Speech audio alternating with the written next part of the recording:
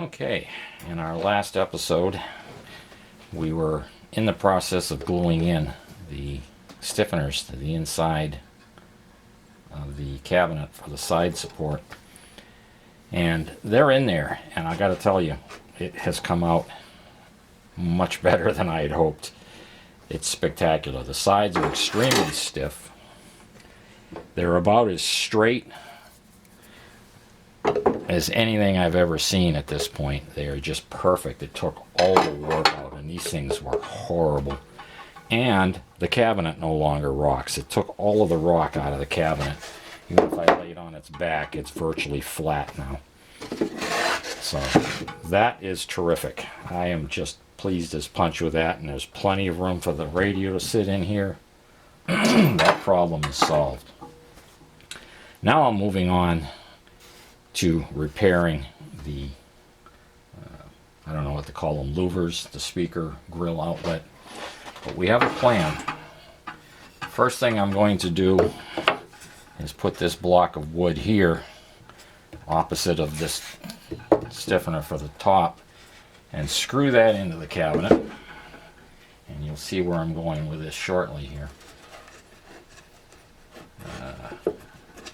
Pre-drilled a couple of holes so the wood won't split, and I'm using the existing holes that mounted the radio chassis, so I'm not adding any extra holes.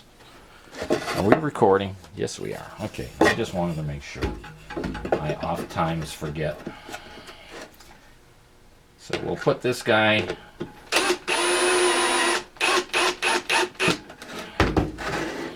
in here. So he's nice and secure.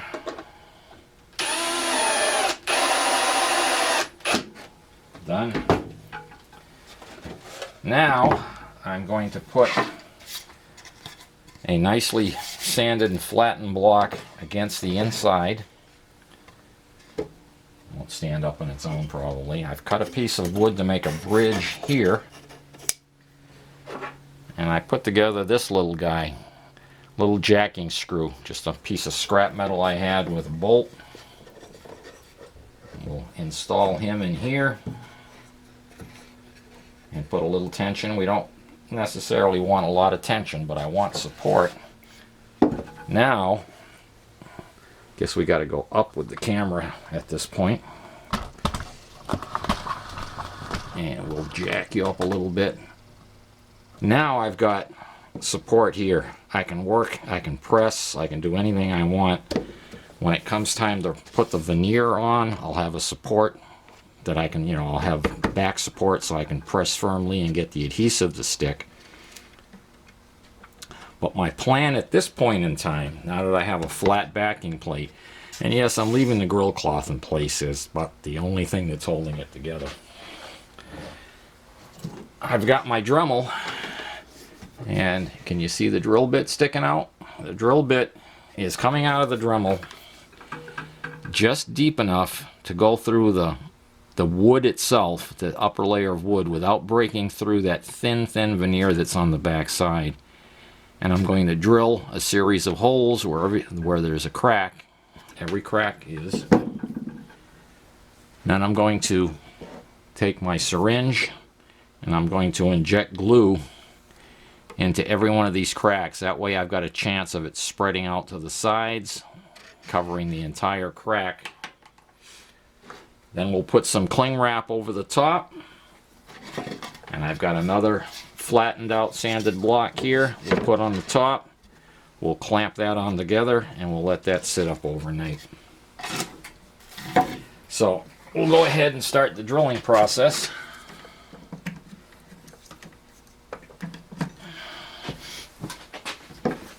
This is probably going to be a little noisy.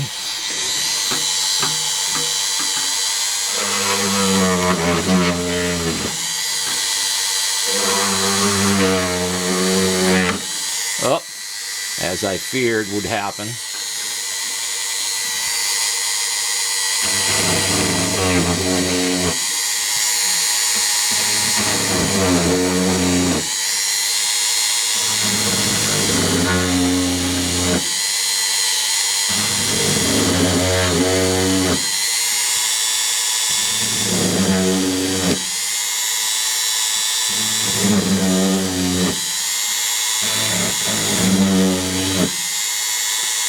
and so on. I'm going to continue to drill these holes.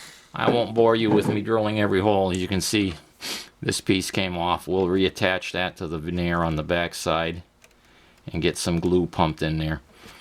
When I've got all the holes drilled, we'll come back and show a little bit of the gluing process. This slowed a little bit while I was working with this piece. This one fell off the veneer on the back, and I know they're all in danger of doing that. The problem being, if they're in pieces and I try to clamp this down, these parts are going to slide out of alignment. I've had a devil of a time just keeping these two lined up with their original position.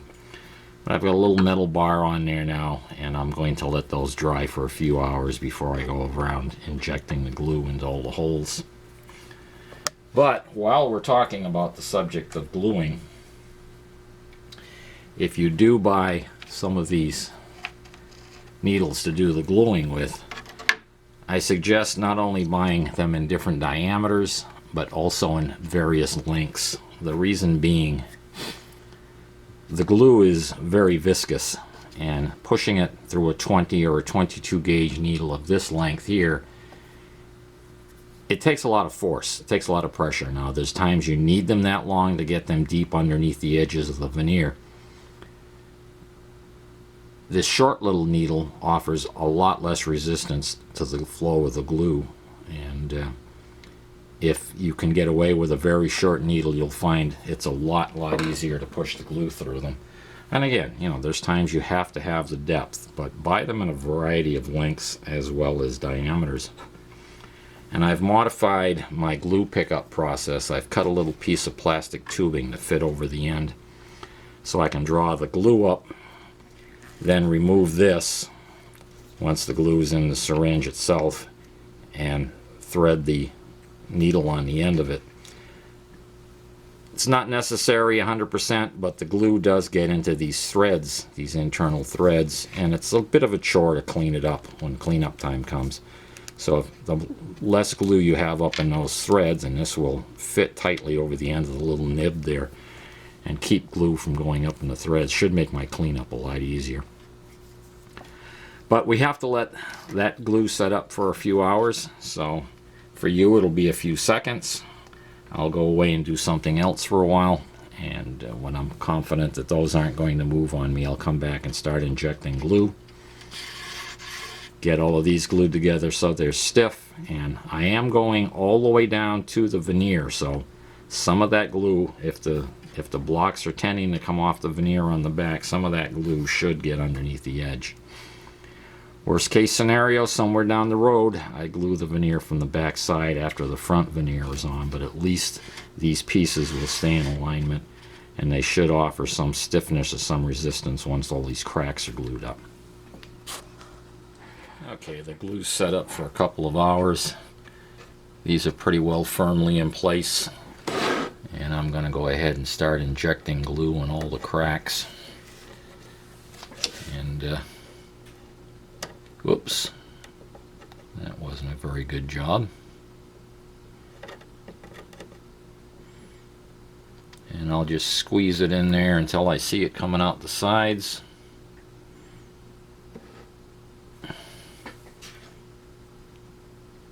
There it comes, right under the veneer. And we'll wipe off the excess. And we'll do that with each of the holes we've drilled until I see it coming out sideways. Yep, it's coming out sideways there. And I'll just continue this process, and then I've got my piece of saran wrap all ready to go to lay on top. We'll put our flat plate of our clamping plate on top and let this sit overnight and let everything get good and solid.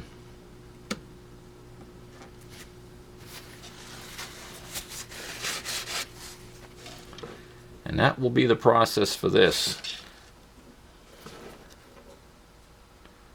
And this should make it stable enough for me to do some light sanding. Of course, I've got the backing plate to press against.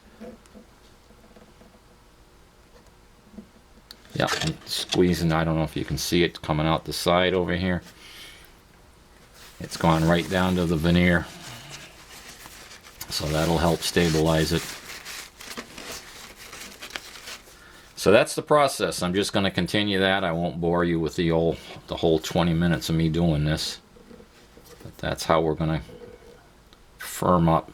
There it comes right out the side. I don't know if you can see it oozing out of the crack over here, which tells me I've pretty much filled up that crack. Okay, alright. Okay, all the glue's been injected. We've firmly clamped everything in place in a lot of places, like around the volume controls and all along those ribs.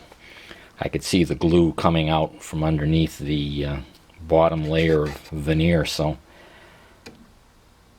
I may have to do this one more time after this sets up. I'm going to give this a good 24 hours to harden up, but after going through it one more time, perhaps this will be more than solid enough to begin doing the sanding and lay my veneer, outside veneer, on top. I will leave the screw jack in there and leave this support on the back while I'm doing the sanding and the veneering, of course. And with a little luck and a couple more sessions, we can start putting some finish on this thing. Alrighty, it's been sitting for 24 hours.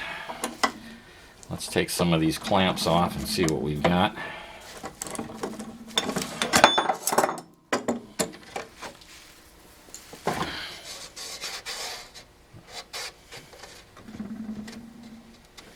That looks pretty good.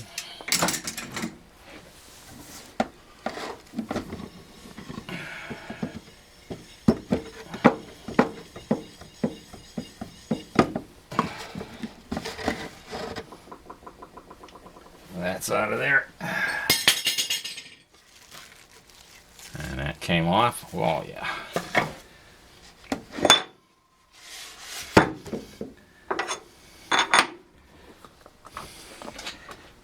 We can see, hopefully, where the glue is pushed out of the sides. That's pretty stiff now. I'm sure if I pushed on it, it would crack somewhere else, but that's pretty good shape. That will take a veneer nicely. I've got some on order. I don't know how long it's going to take to get here, but I'll clean up these little glue bubbles and get the cabinet sanded down flush here on the sides and get ready, prep it for putting the veneer on. Yeah, it's still flat. The rocking you saw was because of the clamps and all the crap on the back here, but this thing is still straight as can be. And the top, I don't know how straight these are going to be. Oh, gorgeous. Absolutely gorgeous. Okay. I'm going to do some sanding, prep the surface for adhesive for when the veneer gets here. Ow! Piece of veneer just got me. Clip off these little pieces and we'll be good to go. So see you in the next edition. Well, the glue job took very well. It put up to the abuse of an orbital sander. And I know that's going to make most of you woodworking guys cringe, but I had to get this edge cut down flush, and I must confess that I screwed up big time when I was peeling off the veneer. There was a couple sections that were, before I sanded, a couple sections were tough, and I did a stupid move. I went this direction to butt up against the edge and slipped and took a chunk off the veneer over here and destroyed the top.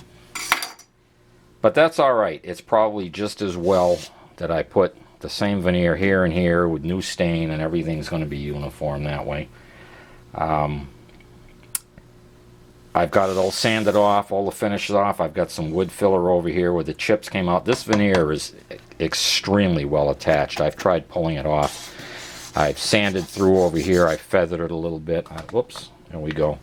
I feathered this in because there was a big dent in the cabinet, rolled off the edge over there. So I've put some wood filler and sanded, and wood filler and sanded. I've built that edge up so that it'll be flat and level again. And as soon as the veneer gets here, we can get going on this again. So we'll be setting this aside for a little bit. And hopefully, well, by New Year's, hopefully, maybe I'll have this done. Keep our fingers crossed. And one final note, just so that the woodworking guys aren't too upset with me. I am doing the final sanding with a nice flat brand new sanding block so that the edges aren't rolled off. I understand that using a dual action orbital sander, it's real easy to get rounded edges and the veneer wouldn't want to stick, but it was just to rough out all of this edge that had to be cut down to this surface, and I've done all the final sanding with a nice flat block, and everything's got nice clear defined edges now, and there's nothing rolled off, and the wood filler set up nicely. There's going to be a nice flat surface for the veneer to adhere to. And I'm going to wrap up part 2 with this. I think it's gone on long enough for part 2. Probably gone up, I don't know. I've got other things I've got to get done. I've got to get back to the car radio. I just wish the new vibrator to get here. I've got the material to make a new back for the radio. The back was missing. So I picked up some aluminum, perforated aluminum that I can make the back out of to shield it for RF purposes. And I'm sure the camera lens likes all of this dust. But at any rate, everything's nice and square and flat and sanded. The guy at the woodworking shop where I ordered the veneer told me that I should prep the surface with some clear lacquer or clear poly and sand that down so the glue has a good surface to adhere to. So I think I'll follow that advice.